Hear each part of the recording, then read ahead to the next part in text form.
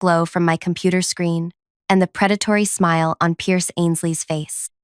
He perched on the edge of my desk, his expensive suit jacket discarded, sleeves rolled up in what he probably thought was an inviting manner.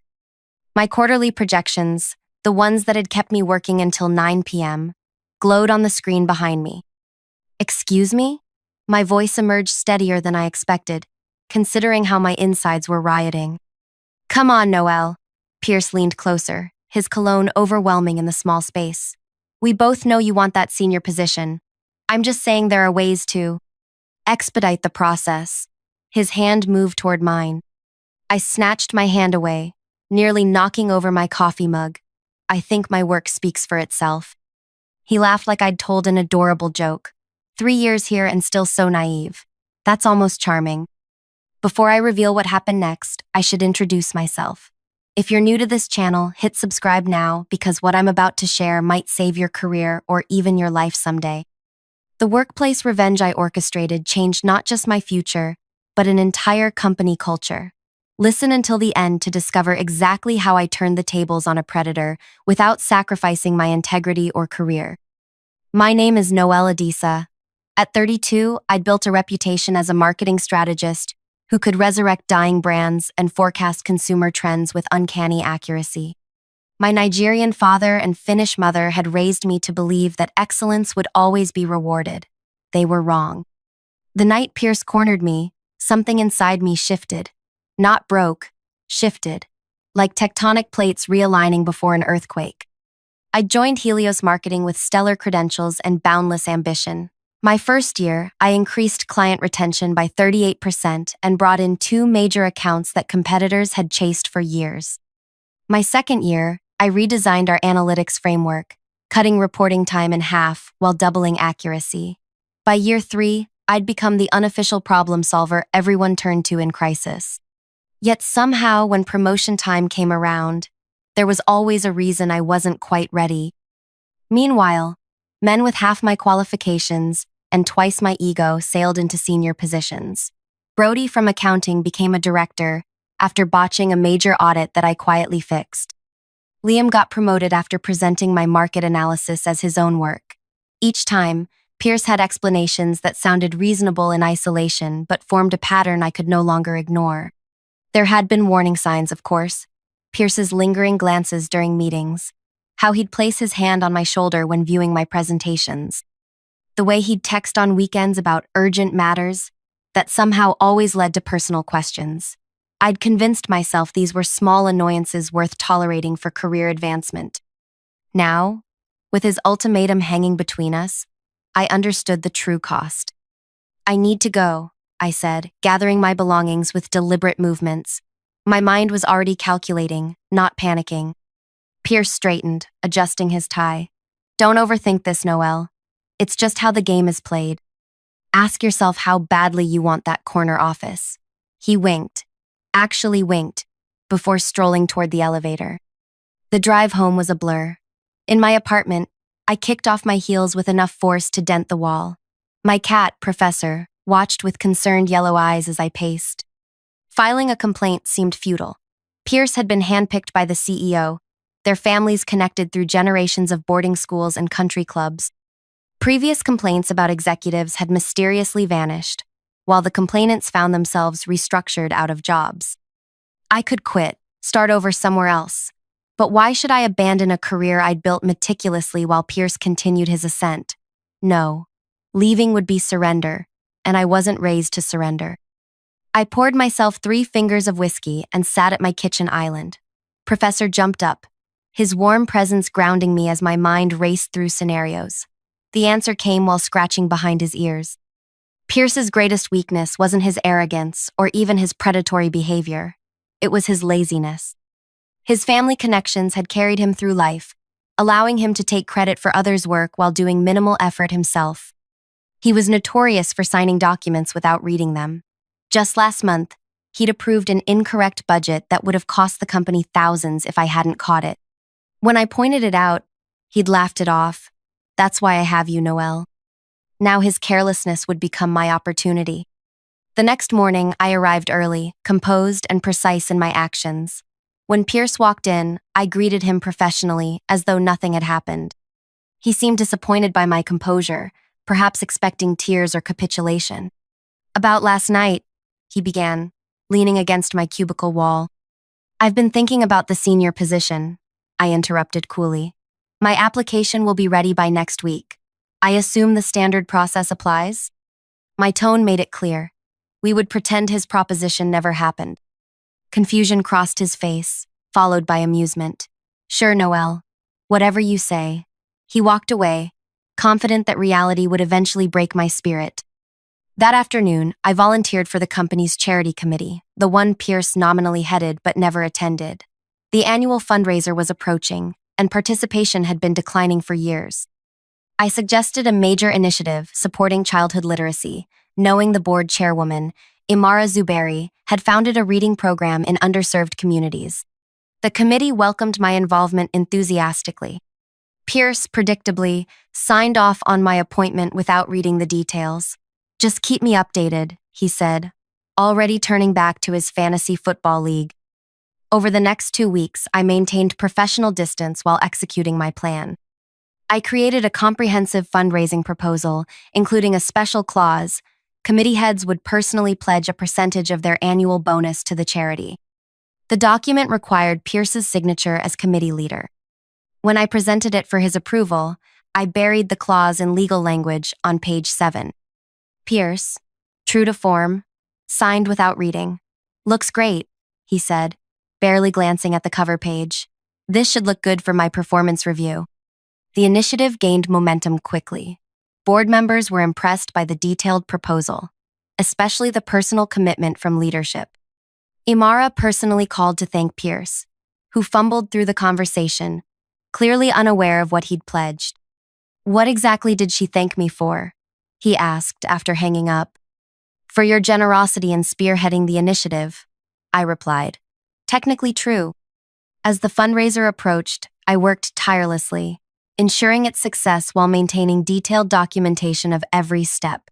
I recorded every meeting, saved every email, and had witnesses for every conversation. Meanwhile, Pierce continued his usual behavior, taking credit in public while contributing nothing. The event exceeded all expectations. We raised triple our goal, earning media coverage and board recognition. The announcement ceremony was scheduled for the following week, with executives and press invited. 3 days before the ceremony, Pierce cornered me again.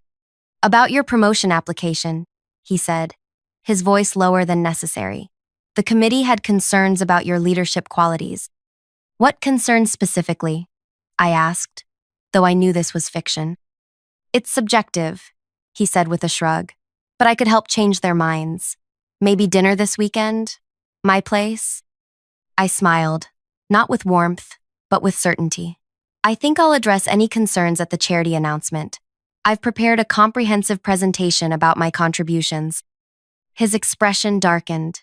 "Don't make this difficult, Noel. You know how things work here." "I'm beginning to understand exactly how things work," I replied, maintaining eye contact until he looked away. The day of the announcement arrived. The company atrium had been transformed with banners celebrating the successful fundraiser. Board members mingled with executives and local media. Pierce worked the room, accepting congratulations he hadn't earned. The moment of truth came when Imara called Pierce to the podium to present the ceremonial check. His confident stride faltered as she announced the amount and mentioned the personal pledge. "We're especially touched by Pierce's personal contribution of 40% of his annual bonus," she said, beaming at him.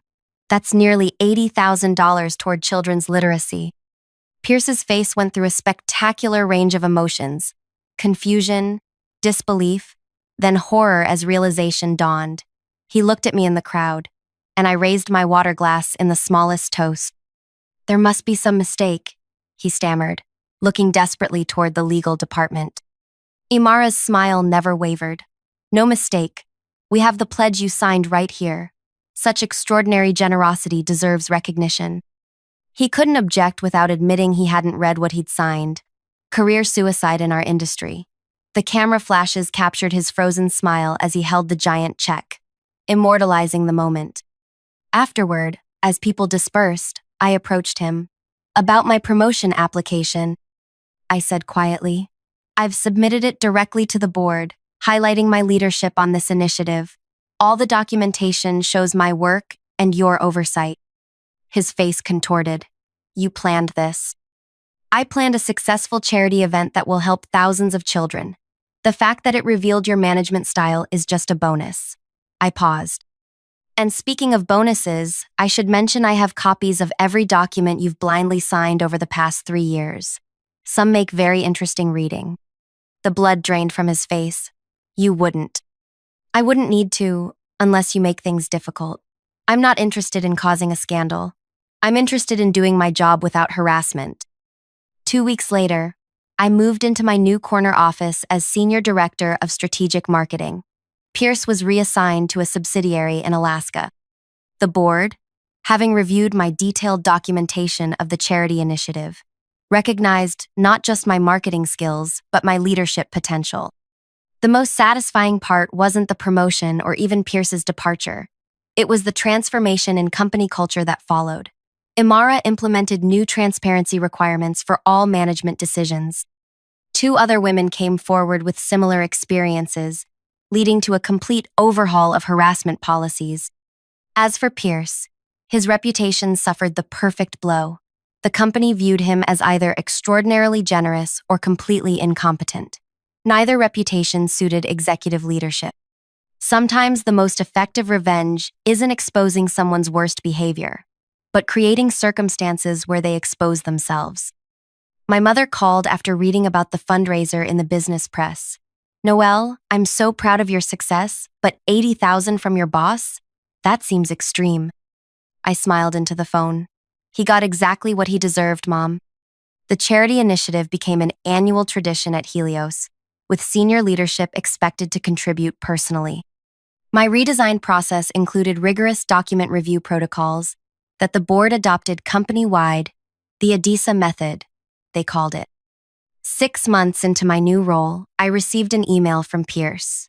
From his remote office in Alaska, he'd written a lengthy message oscillating between apology and accusation. He claimed I'd manipulated him, damaged his career, and acted unethically. I didn't respond immediately. Instead, I forwarded it to my personal email and added it to my documentation file. His words revealed more about his character than any response from me could address. Eventually, I sent a single-line reply. I recommend reading documents before signing them. It's just how business works. The following quarter, our department performance exceeded targets by 28%. I hired 2 brilliant women who had been overlooked at their previous companies. We implemented flexible working hours that increased productivity while reducing burnout. The toxic culture Pierce had fostered began to heal. At the annual company retreat, Imara sought me out during the closing dinner. That was quite a chess move you played, she said, sipping her wine. Few would have had the patience or foresight. I'm not sure what you mean, I replied carefully. Her knowing smile told me she understood exactly what had happened. I've been watching you since you joined us, Noelle. Your work always impressed me, but your handling of the Pierce situation showed something more valuable than marketing skills. And what's that? Strategic thinking under pressure, ethical problem solving, leadership without authority. She set down her glass. The executive vice president is retiring next year. The board will be looking for someone who can transform departments the way you've transformed marketing. I maintained my composure, but my mind raced with possibilities. I appreciate your confidence. It's not confidence, it's observation. Pierce saw you as a threat because you are one. Not to individuals, but to outdated systems. She stood to leave. Keep documenting everything. Old habits die hard in this industry. Her words stayed with me as I continued building my department. The threat Pierce had posed was gone, but the system that had enabled him remained entrenched in corporate America. My victory would mean little if it didn't create lasting change. I established a mentoring program pairing senior women with promising junior employees. We created transparent promotion criteria that removed subjective leadership quality judgments. Most importantly, I implemented a collaborative review process where multiple perspectives were required for any personnel decision. 3 months later, I received a company-wide email announcing Pierce's resignation from the Alaska office. The official reason cited personal opportunities, but through my network, I learned the truth. He'd attempted his old tactics with a new employee, unaware she was the niece of a board member. This time, there was no clever revenge plot, just immediate consequences. That evening, I sat in my corner office, watching the sunset paint the city skyline in gold. Professor's photos sat on my desk. My quiet conspirator had earned his place among my achievements. I thought about the journey from that night when Pierce had cornered me to this moment of vindication. My phone buzzed with a text from my father. Just heard about your former boss leaving the company. Coincidence? I smiled. No such thing as coincidence, Dad. Just preparation meeting opportunity. The next morning, I arrived early as usual. My team would be presenting our quarterly strategy to the board, including innovations that had already been adopted by 2 competitor agencies. As I reviewed the presentation, I received an unexpected visitor. A young woman knocked on my open door. Director Adisa? I'm Zara from Human Resources. Do you have a moment? Of course, I said, gesturing to the chair across from me. What can I help you with? She closed the door before sitting. Never a good sign from HR. This is somewhat delicate. We've received an anonymous complaint about your management style. My heart rate increased slightly, but I remained outwardly calm. May I ask the nature of the complaint? It suggests you've created a, quote, hostile environment for male employees and shows preferential treatment toward women. She looked uncomfortable. Protocol requires I inform you and begin an investigation. I nodded, thinking quickly. The timing, just before my board presentation, wasn't accidental. I appreciate you following protocol. May I ask what specific incidents were cited?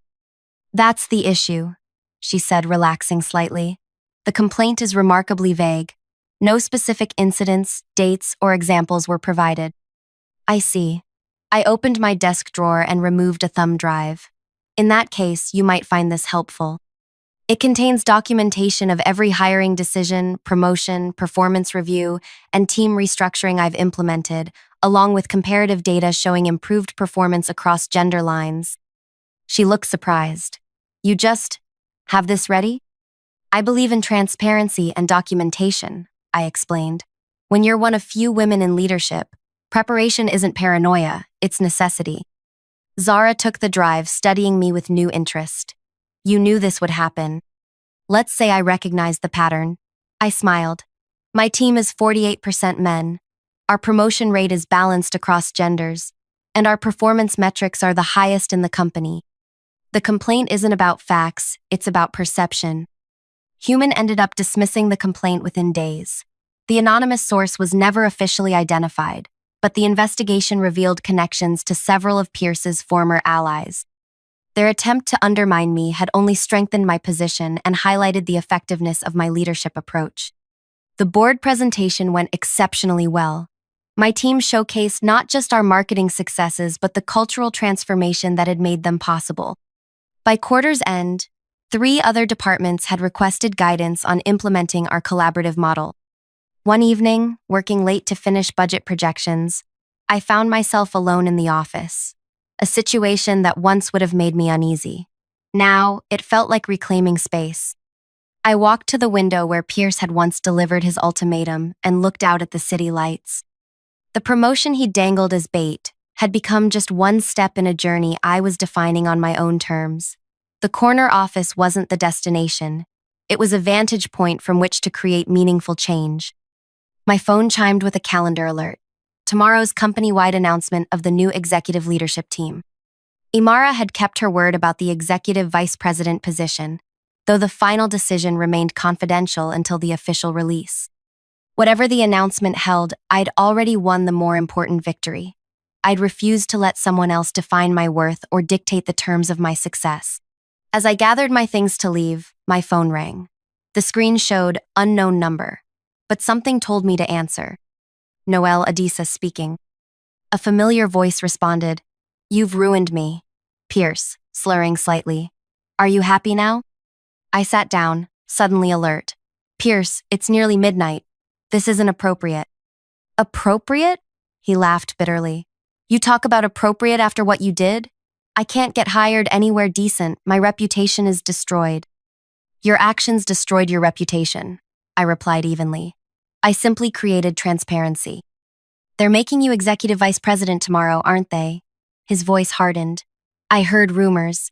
The golden girl who brought down the big bad wolf. So the news had leaked.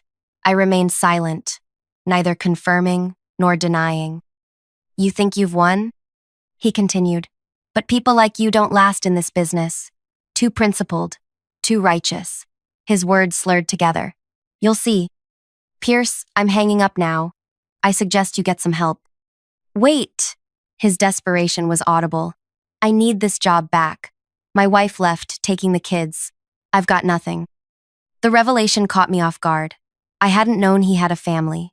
In 3 years, he'd never mentioned children. I felt a momentary pang of doubt. Had my actions caused collateral damage? I'm sorry about your family, I said carefully, but that has nothing to do with me. It has everything to do with you, he hissed. Before you pulled your little stunt, I was on track for the position they're giving you. My life was perfect. I took a deep breath. Your position was built on taking credit for other people's work and threatening women who wouldn't sleep with you. That's not success, it's exploitation. The line went quiet except for his breathing. I didn't set out to ruin your life, Pierce. I set out to protect mine. The difference matters. I paused. Goodbye. I hung up, hands steady despite the adrenaline coursing through me. I recorded the time and content of the call in my documentation file, a habit that had become second nature. The drive home gave me time to process. Pierce's call had been meant to shake my confidence before tomorrow's announcement, but it had the opposite effect. It confirmed I'd made the right choice in standing up not just for myself, but for everyone who'd suffered under his leadership. At home, Professor greeted me with his usual enthusiasm, completely unaware of corporate politics. I fed him, then poured myself a glass of wine and called my mother. It's late, she answered, concern in her voice. Is everything all right? Everything's fine, Mom. I just wanted to hear your voice before tomorrow's big announcement. The promotion? Your father and I have been crossing all our fingers. I smiled. Thanks for always believing in me. There were times I wasn't sure I'd make it. Noelle, she said, her accent strengthening as it always did during serious conversations. You come from people who never had the luxury of giving up. Your grandfather walked across borders to build a life. Your grandmother taught herself to read at 30. This strength isn't new in you, it's inherited. Her words settled something within me. I had a call from Pierce tonight. She went quiet. What did he want? To make me doubt myself. To suggest I'd destroyed his life. And did he succeed? I considered the question. No, but it reminded me that revenge wasn't my goal. Justice was. There's a difference, she agreed. One heals, the other poisons. We talked a while longer before saying goodnight. Sleep came easily despite the anticipation of tomorrow. For the first time in years, I felt completely aligned with my purpose. Morning arrived with perfect clarity. I chose my outfit carefully, a deep green dress that honored my Nigerian heritage without being flamboyant. Professional, powerful, unmistakably me. The company atrium was buzzing when I arrived. Clusters of employees speculated about the leadership announcement, their voices creating a nervous energy. I nodded greetings as I moved toward the front where the executive team was gathering. Imara caught my eye and gave a subtle nod. In her tailored suit and statement necklace, she embodied the leadership presence I aspired to, confident without arrogance, powerful without intimidation. The CEO, Darius Hamilton, stepped to the microphone precisely at 9 a.m. At 62, he maintained the commanding presence that had built Helios from a regional agency to an international powerhouse. Good morning, everyone. Today marks an important transition for our company as we announce our new executive leadership team. He began with several expected promotions and transfers, each met with polite applause. Then he paused, scanning the crowd. For the position of Executive Vice President of Strategic Development, we sought someone who exemplifies not just business acumen, but the cultural values that will carry Helios into the future. My heart quickened. This individual has demonstrated exceptional leadership, innovation, and integrity. They've transformed their department while establishing new standards for collaboration and accountability throughout our organization. His eyes found mine in the crowd. It is with great pleasure that I announce our new Executive Vice President, Noel Adisa. The applause was immediate and enthusiastic. I moved toward the stage, maintaining composure despite the emotions swirling within me. As I shook Darius's hand, he leaned in. "Your work speaks for itself," he said quietly. "That's rarer than you might think." I stepped to the microphone, surveying the faces before me, my team beaming with pride, colleagues offering genuine congratulations, a few looking uncertain about what my promotion might mean for the status quo. "Thank you for this extraordinary opportunity," I began. "Helios has been my professional home for 4 years, and I've seen both its tremendous potential and its growing pains." I paused, choosing my next words carefully. Great companies aren't built on individual genius, but on collective excellence. My vision for Helios isn't about any single person's success. It's about creating systems where everyone can contribute their best work without barriers. I saw nods of agreement, particularly from women and younger employees. In my new role, I'll focus on 3 priorities: transparency in decision-making, equitable opportunity for advancement, and accountability at every level of leadership. These aren't just moral imperatives, they're business advantages in a changing marketplace. The speech continued for another few minutes, outlining specific initiatives and acknowledging the team that had supported my rise. When I finished, the applause felt different than before, not just congratulatory but affirming of the direction I'd proposed. As people dispersed to their departments, Imara approached with Darius.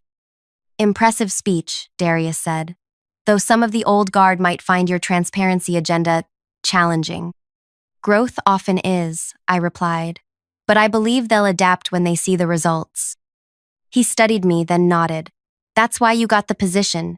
You don't just identify problems, you solve them." He glanced at his watch. "Executive meeting in 30 minutes. Your first official act." After he walked away, Imara squeezed my arm. "He didn't mention that your appointment wasn't unanimous. 2 board members argued against rushing your promotion." "Let me guess. The same 2 who were Pierce's strongest advocates?" She nodded. "They'll come around or they won't. Either way, you've earned this." The executive meeting revealed the scope of my new responsibilities.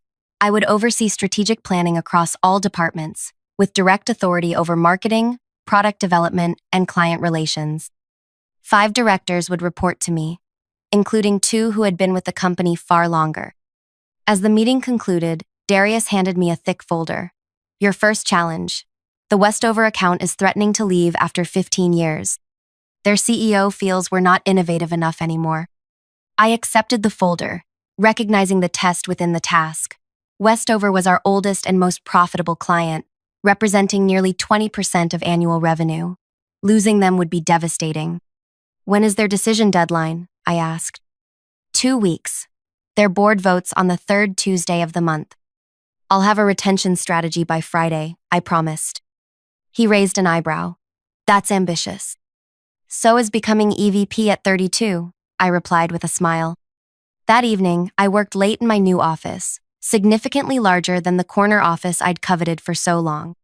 The Westover file revealed a client stuck in outdated marketing approaches despite a changing consumer base.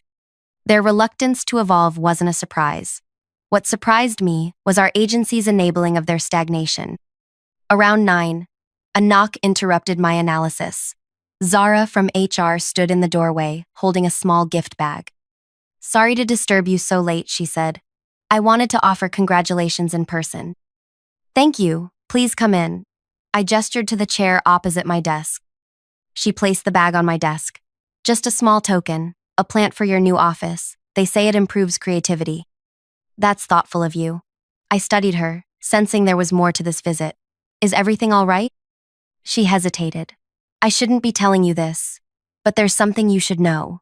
She lowered her voice. "Pierce has filed a wrongful termination lawsuit against the company.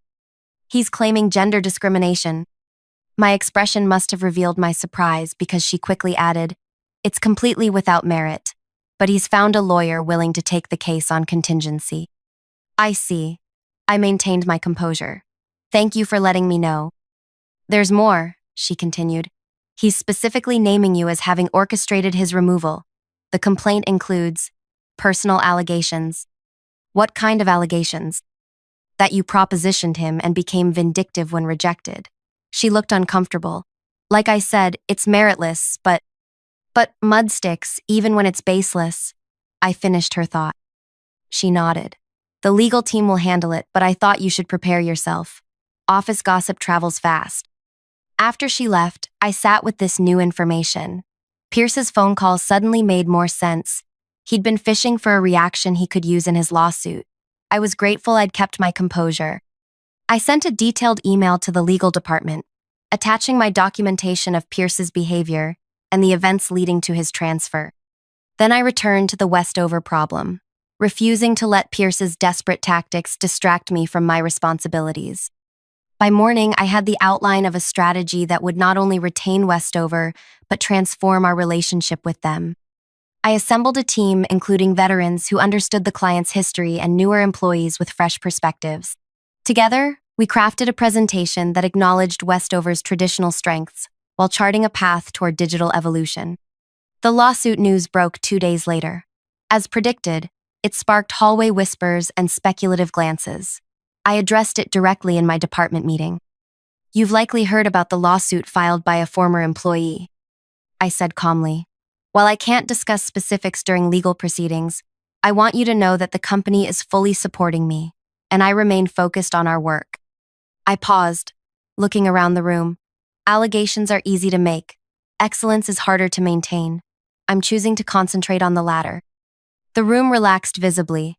My transparency had diffused the tension better than any denial could have. The Westover presentation was scheduled for the following Monday. Their entire executive team would attend, along with Darius and key Helios leaders. The stakes couldn't have been higher for my first major initiative as EVP. Sunday night, as I reviewed my notes for the final time, my phone rang. Unknown number again. Noelle Adisa speaking. You think you're untouchable now, don't you? Pierce's voice, steadier than before. Executive Vice President. Impressive title. Pierce, I'm not having this conversation. Especially not while you're suing the company. The lawsuit is just leverage, he said, his tone calculating. What I really want is reinstatement, with appropriate compensation for damages, of course. That's not my decision to make, I replied, recording the call on my second phone. You should speak to legal counsel. Don't play naive. You've got Darius wrapped around your finger. One word from you and I could be back. Why would I do that? He laughed softly. Because I've got nothing to lose now. Those personal allegations in the lawsuit? Just the beginning. I've collected quite a file on you over the years. Photos, conversations, text messages that could be reinterpreted. You're threatening me with fabricated evidence? I kept my voice neutral, conscious of creating a record. I'm offering you a way to protect your spotless reputation. All you have to do is tell Darius you believe in second chances, that you've reflected on the situation and think my punishment was excessive. That would be a lie, I said simply. Sometimes a small lie prevents bigger damage. Think about it, Noelle. You've got the Westover presentation tomorrow. Would be a shame if you were distracted by a media scandal.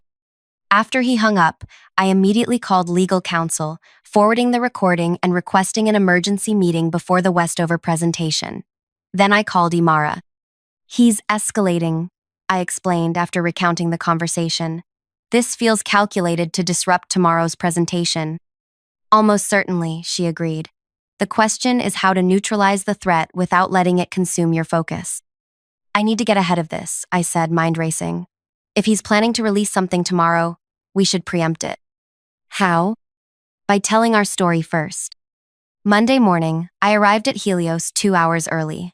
The legal team met me in the conference room, where I shared my complete documentation of Pierce's behavior and subsequent threats.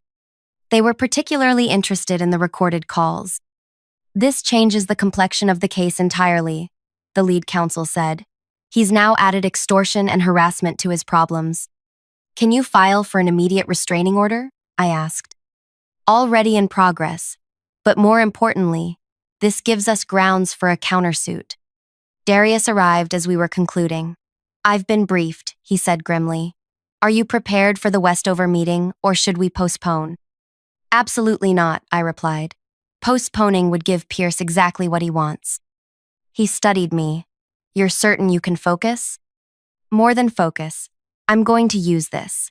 At his questioning look, I explained, not the specifics, but the principle. Westover is facing disruption in their industry.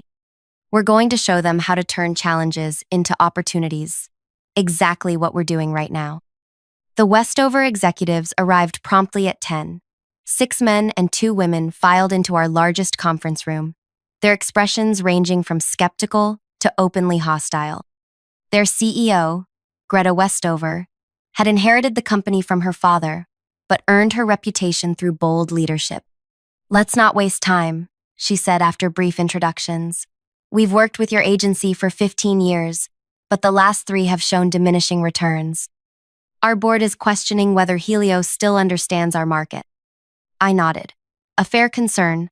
Before I address it, may I ask you a question, Greta? When you took over Westover from your father, what was the most valuable asset you inherited? She looked surprised by the question. Our customer relationships? Without question. Exactly. And the most challenging obstacle? She considered this longer. Internal resistance to necessary changes. That's precisely where we find ourselves with Westover's marketing strategy, I said, activating the presentation screen. The relationship is our greatest asset. The resistance to evolution is our greatest challenge. For the next hour, my team and I presented a dual strategy, preserving Westover's core identity while modernizing their approach to reach younger consumers who viewed their brand as outdated. We showed prototype campaigns that honored their heritage while breaking new ground. This isn't just about prettier advertisements, I concluded. It's about recognizing that when the marketplace changes, standing still is moving backward. The same qualities that built Westover, boldness, integrity, vision, are exactly what will secure its future. Greta leaned forward. You're not just talking about our company, are you? I met her eyes directly. Great principles apply universally. She nodded slowly. We've heard dozens of pitches from agencies trying to steal our business. They all promised revolution. You're the first to offer evolution that preserves who we are. Revolution is easy, I replied. Thoughtful transformation is harder but more sustainable. The meeting concluded with Greta requesting detailed timelines and budgets, a clear sign they were staying. As the Westover team departed, Darius pulled me aside. Masterfully done, especially given this morning's complications. Thank you. I believe the countersuit will resolve Pierce's threats, but we should prepare for possible media attention. He nodded. Already in motion. PR is drafting a statement emphasizing our zero-tolerance policy on harassment and our support for all employees who report misconduct. Perfect. And the Westover account? His smile confirmed what I already suspected. They called their board chair during the lunch break. They're not only staying but increasing their budget by 30%. The news of our countersuit against Pierce broke that afternoon. Rather than the scandal he'd threatened, the story became about corporate accountability and the protection of employees from harassment and retaliation. 3 other companies came forward with similar experiences involving Pierce, transforming a potential personal attack into an industry conversation about workplace culture. The restraining order was granted immediately. Pierce's lawsuit was dismissed 2 weeks later, the judge citing clear evidence of retaliatory intent. He wasn't in the courtroom, according to his lawyer. He'd left the country for a health retreat. 6 months into my role as EVP, Helios had transformed. We'd implemented structured mentoring programs, transparent promotion criteria, and collaborative leadership models across all departments. Employee satisfaction scores reached their highest levels in company history, and our client retention rate exceeded 95%. I still worked late sometimes, but now it was by choice rather than necessity.